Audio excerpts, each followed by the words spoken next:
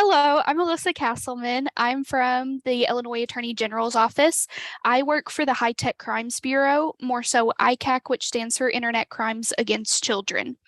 ICAC is, or Illinois ICAC is one of the 61 task forces throughout the country, and we are comprised of a network of more than 285 local, state, and federal law enforcement agencies.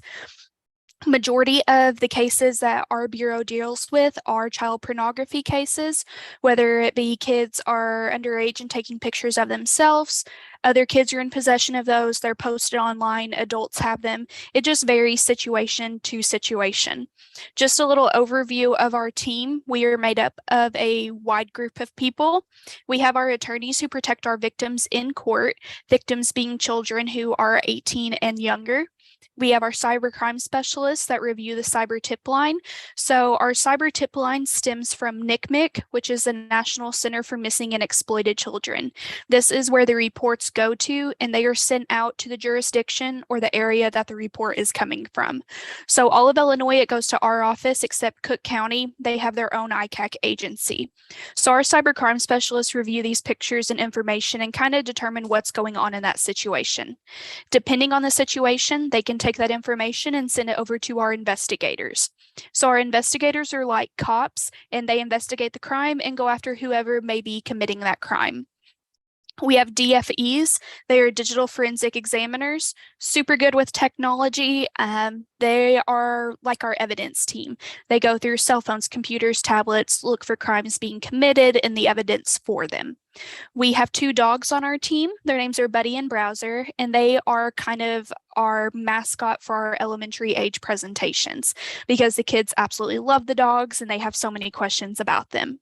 And then there's my job. So I'm an internet safety specialist. I cover central and southern Illinois, and I have a coworker who covers the Chicago area. We travel to all schools and talk to parents, kids, teachers, adults, pretty well everyone about digital safety and how we can protect our kids online.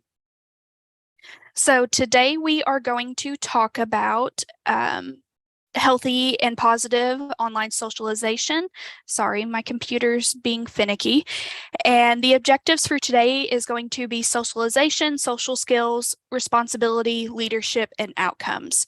We're going to explore the concept of human socialization and look at the ways in which socialization has changed as a result of technology and social media, also known as digital socialization.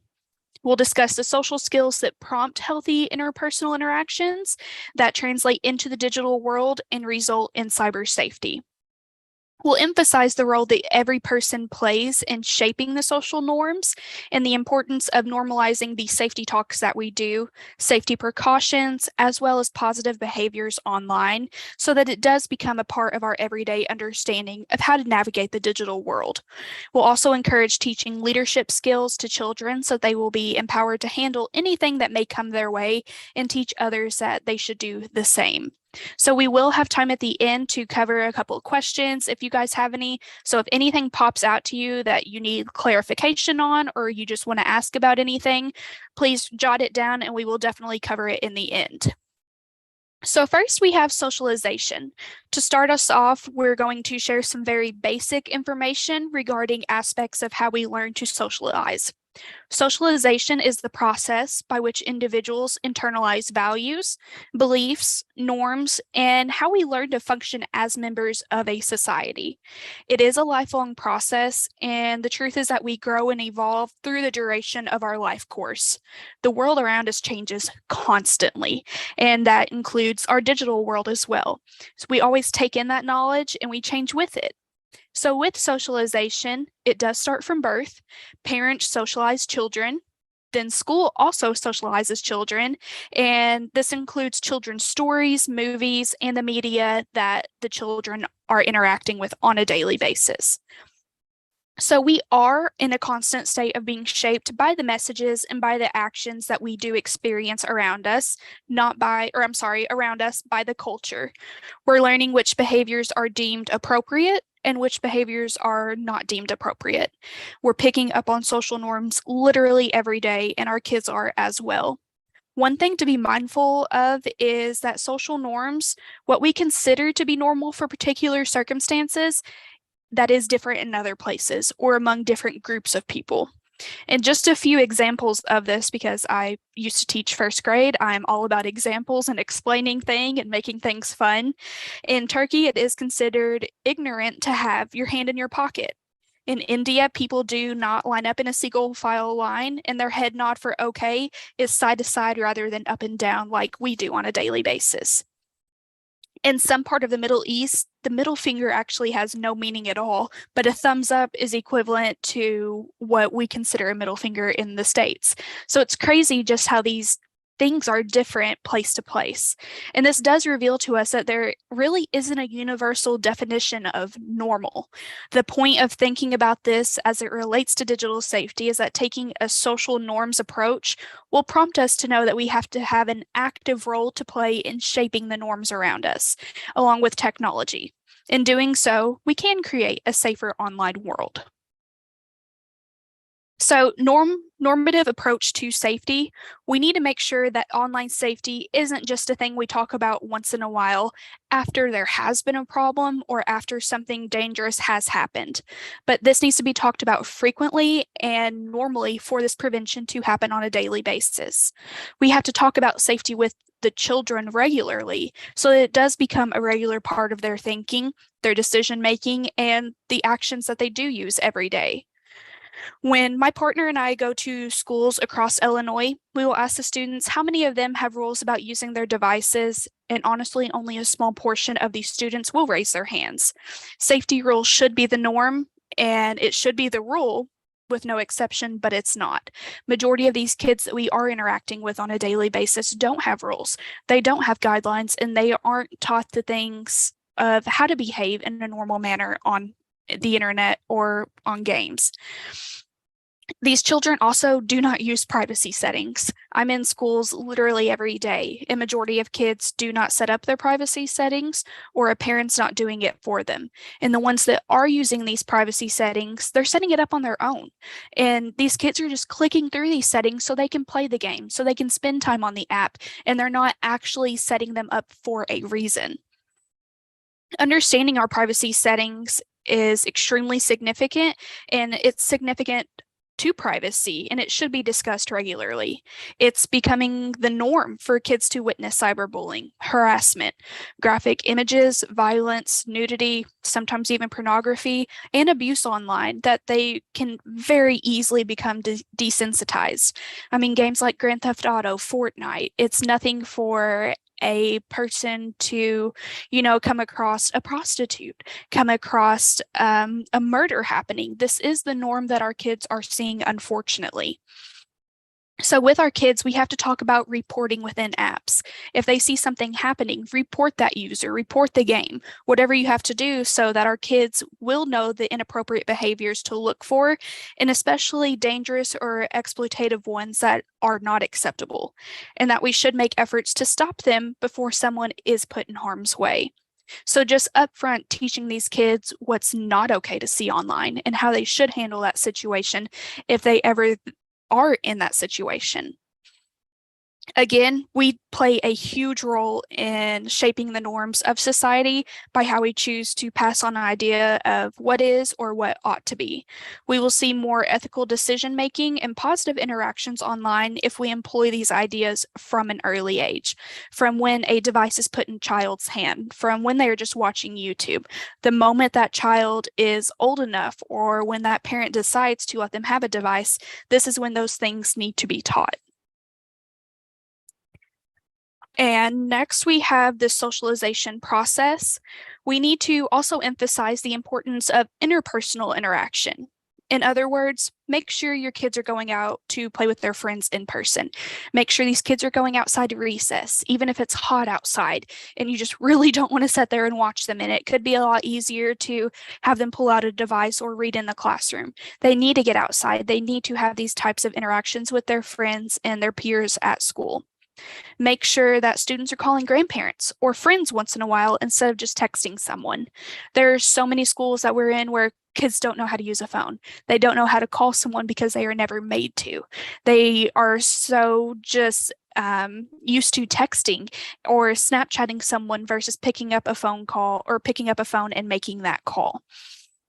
We have to give these kids as many opportunities as possible to interact live and in person with other people. With so much interaction online these days, young people are getting less and less time to interact physically.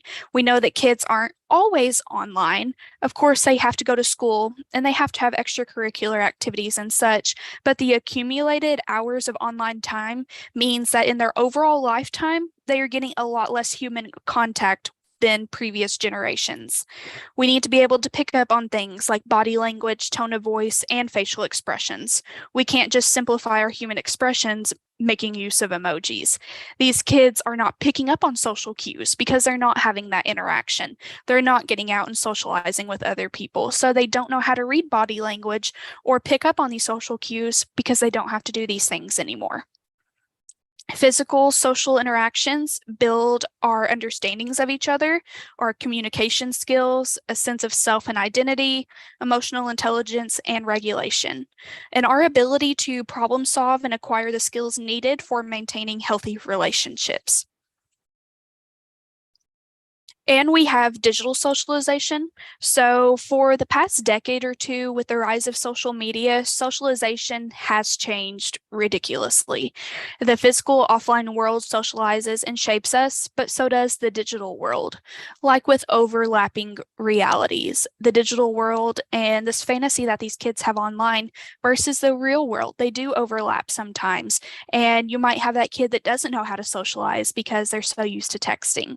We have our duality of identity. So who are these kids? You know, they're one person online and then they're another person in real life and they don't know how to handle that. They can be somebody else online because they don't have to face someone in real life. And that's where our problem is. We have to get these kids to interact more so they can be their true self in real life. We also have the perception of being anonymous. Kids have so much courage online. They can hide behind the screen. They can say whatever they want. And with this being anonymous, again, they can be their true self online because they don't have to face people. And that's where we have to bring that into their day-to-day life in real life, that it's okay to be yourself. If you're a little bit quirky, if you're socially awkward, that is okay. It happens. And then we have fear of missing out also. So I honestly feel like the fear of missing out comes a lot of time with why kids are sexting, why kids are feeling so pressured to do these things because they want to fit in. They're afraid that if they don't do these things, they are going to miss out on things. They're going to miss out on getting invited places or having certain friendships. So kids do have a huge fear of missing out, but they are not realizing this negative digital footprint that they are creating online. And digital citizenship. So we stress digital citizenship so much in all of our presentations, even on the younger grade level, so starting in elementary school.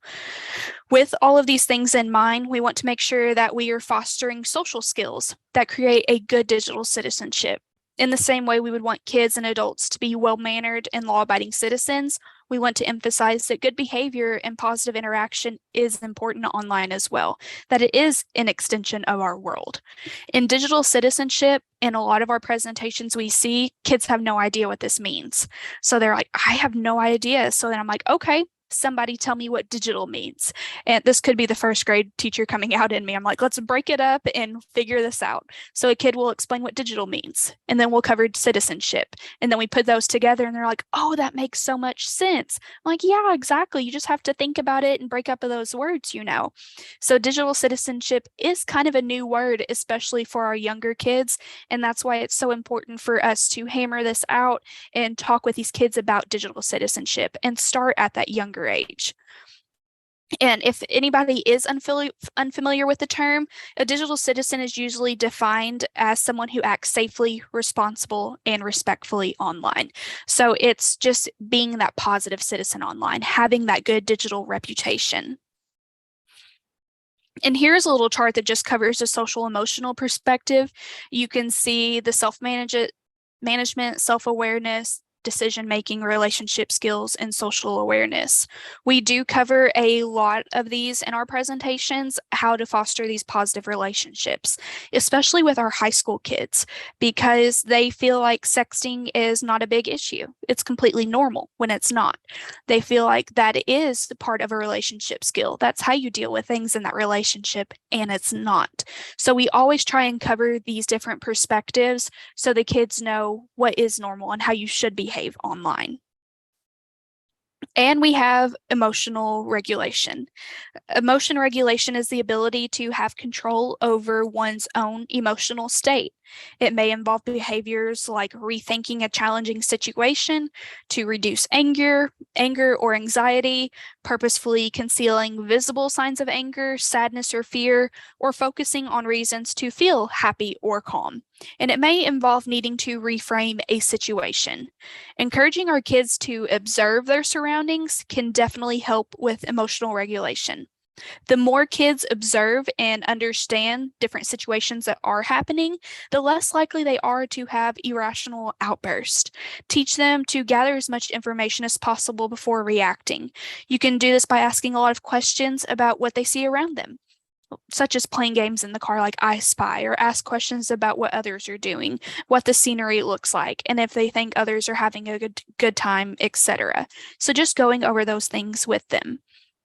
And with the observation and taking time to control those irrational outbursts, we try and cover this a lot with cyberbullying, that if there's a problem online, do not react. Have that offline conversation.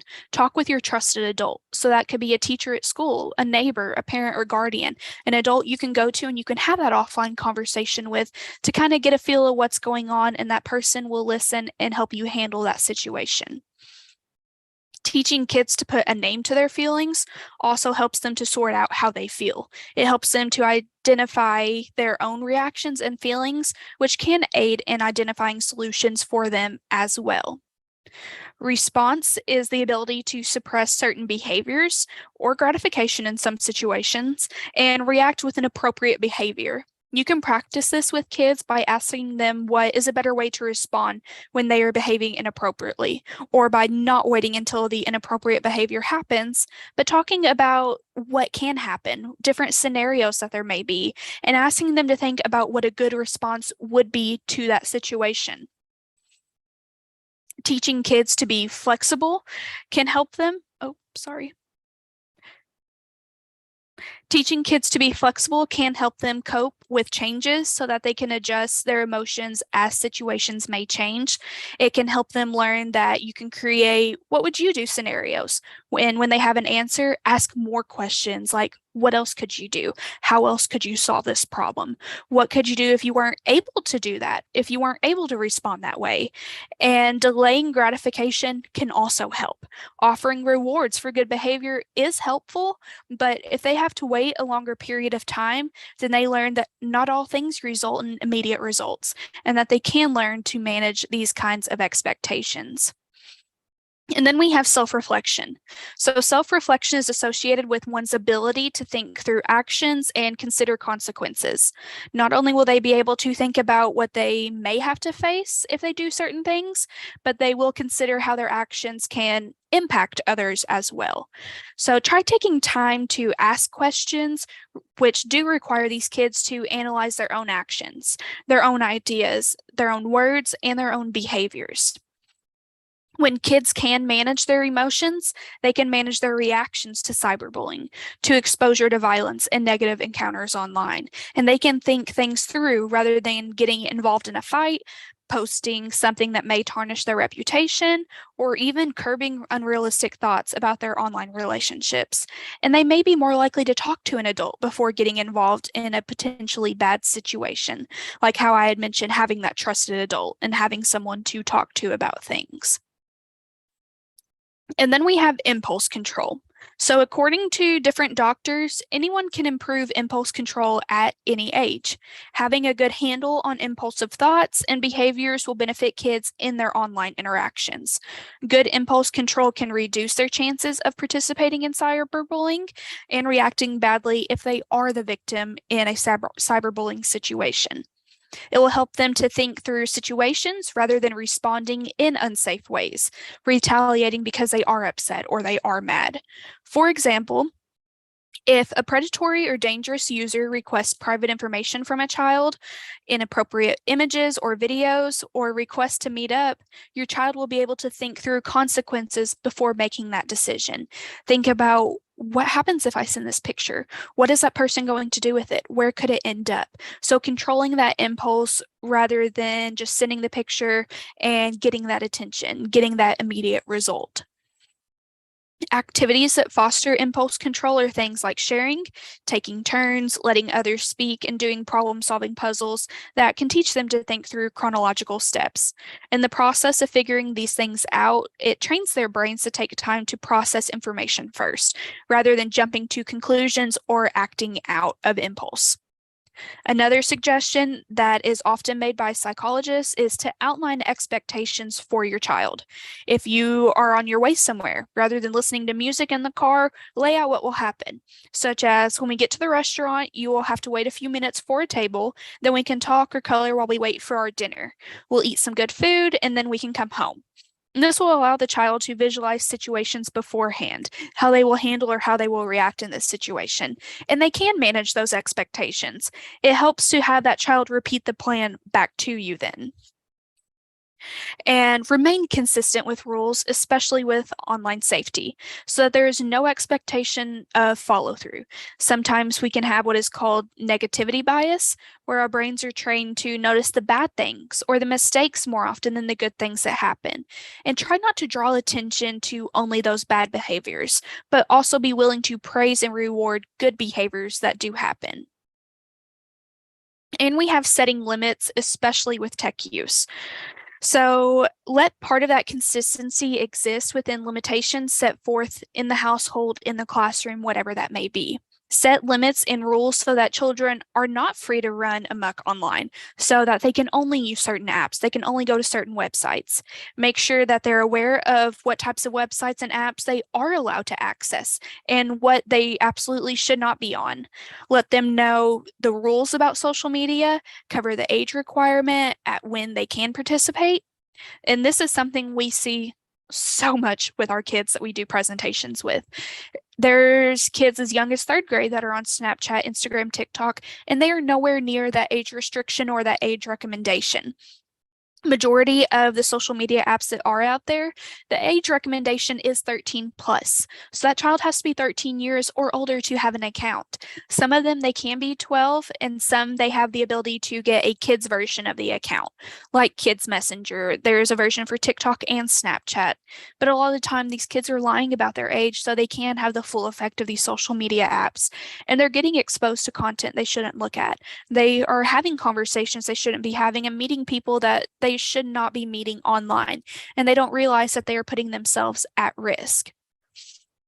So we need to cover that role of social media, check the age requirements, and how often, which specific platforms are they allowed to use, and who are they allowed to connect with. If a child enjoys playing a game, be sure to set those rules with them and the age ratings that they will be allowed to play. Set rules about how often you'll allow non-school related device time. So if they are using a laptop for school, that shouldn't count as, or it's not recommended to count as their device time, because they are limited to what they can do on that. Where a personal device, you can set those boundaries of apps you're okay with them using, and that goes towards their screen time. And screen time, setting those limits.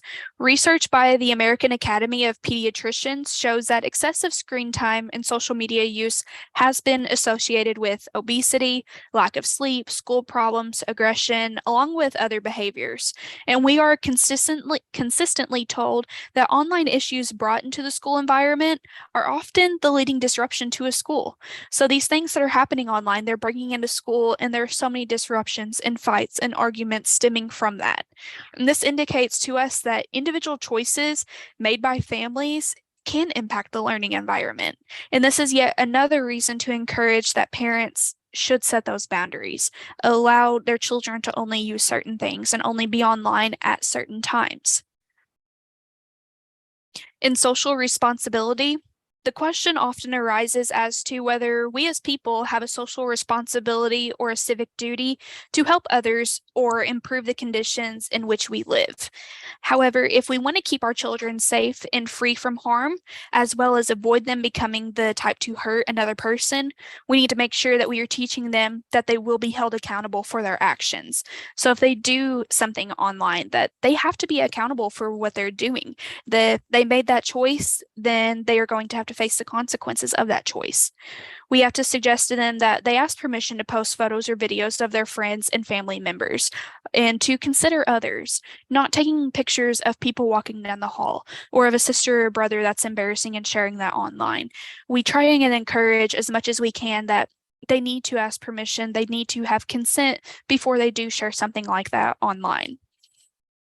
This will keep them from posting things that may tarnish their reputations or diminish opportunities and encourage that positive digital footprint. It will reduce the likelihood for digital drama if they aren't posting things that do draw negative attention to their account. Remind them to be an upstander rather than a passive bystander. If they see something going on, say something. Report that person. Let someone know that these things are happening. Along with stressing the importance of supporting a friend if they are experiencing something negative online, and encourage them to report if they witness or experience harmful or dangerous behavior happening online. And here is just a little quote that if we can get kids to be thoughtful about making decisions about what they post online, then we've done a good job as parents and as educators. And kindness does matter. Socializing kids to be kind and propping up a culture of kindness can play a role in increasing positive interactions, feelings of connection, and strengthen relationships. This reducing the negative impact of online transgressions, but also reducing larger connected social problems. And some of these social problems that we were talking about are bullying and cyberbullying, disrespect and maltreatment of others, abuse in individuals and social systems, violence in all of the forms it can come in, discrimination and the effects that do come with discrimination, inequality and injustice, along with victimization of serious crimes. In digital leadership, we should encourage kids not just to behave and treat others well, but to take on leadership roles. Help them become aware that they are actively shaping their world, just as it is shaping help them become aware that they are actively shaping their world just as it is shaping them. So they should remember to set a good example in their peer groups. Examples go back to being respectful and positive posts, asking permission to post, and standing up for each other or participating in helping others who may need that kind of help. They can develop these strengths with your guidance, and they will be less likely to bully, less likely to follow along with bullies or bad crowds, and more likely to deal with it better if they do become victimized or see a friend being victimized. These skills can carry into how they navigate other problems as they grow older as well. Okay, I know I just talked like 90 to nothing during that, but we do have some time for questions. Alyssa, there were a couple of items in the comments, and I think these might be related.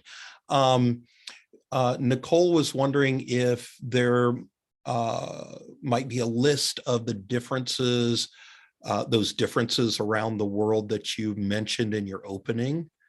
That would be really nice to help educators and kids understand that we're all different. Okay, yeah. And I believe Lynn asked if there would be a link to resources from the presentation. Will that be available? We usually provide those at the end of a broadcast. Will yours be ready before we're done today, or should we post those in the comments or the description on the YouTube channel? I have a Word document that they are in, so I can send those over to you, Matt, if that's okay, at the end. Our Online Safe, Online Smart through the AG's office is currently down because they have a new Attorney General website and our things have not shifted over. But there are tons of different resources through NCMEC and everything that I will shoot those links to you. Okay, very good. And Lynn, I apologize. I spoke without thinking earlier in the chat there. So have a comment in from Valerie. We struggle with explaining to junior high kids that they have behaviors and information they give, that the behaviors or information they give now can show up forever, all caps, on the internet. So any suggestions on how to impart that knowledge to those middle schoolers? So, Valerie, we offer these presentations at schools, so definitely shoot me an email if interested in booking a presentation because we do talk about digital footprint a lot in these presentations. And so just looking up different material for digital footprint, NCMEC and our website have different resources for this as well. And that once it's out there for good. So this is something we do stress a lot. So you'll be able to find some of that information in that link and shoot me an email and we can always work out like a time for a presentation if interested. And that's a great point, Alyssa. While this presentation is really educator focused, you spend a lot of your time doing like school assembly type presentations for students, probably, I would guess, what, pre-K to 12 plus, probably, right? Yes. So we start at third grade and we go all the way up. Like from January to beginning of March, I've done 111 presentations. So Whoa. this is, yeah.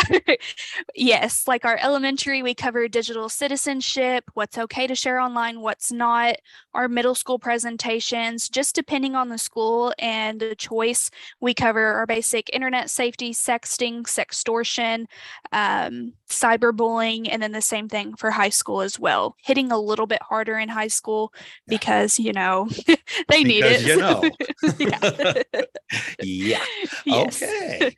Well, okay. Lynn shares, in addition, you may want to check out Common Sense Media Resources. Common Sense and Common Sense Education are some fantastic educator resources. When you go to the educator side of things, click on digital citizenship.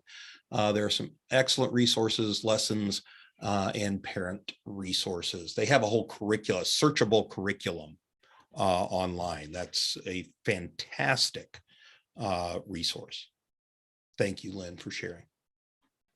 So, Alyssa, thank you so very much for joining us today. And once again, we hope to see you back here again soon. Absolutely. Thank you so much for having me.